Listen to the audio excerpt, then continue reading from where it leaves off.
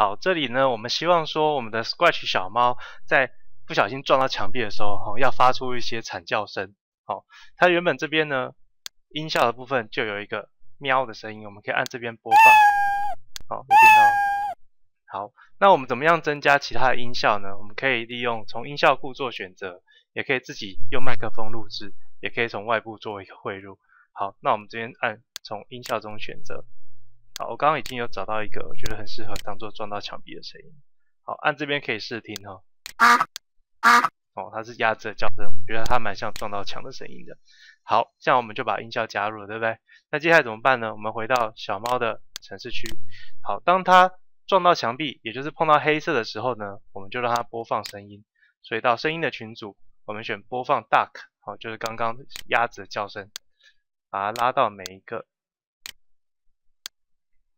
好，拉到每个地方去。它这样只要碰到黑色，好，就会除了这个坐标会改变以外，还会播放一个声音。好，我们现在马上试试看。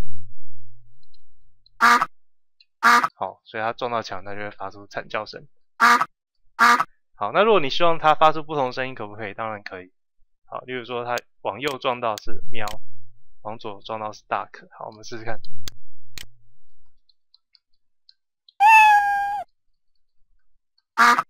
好，那这样音效增加就算是完成了。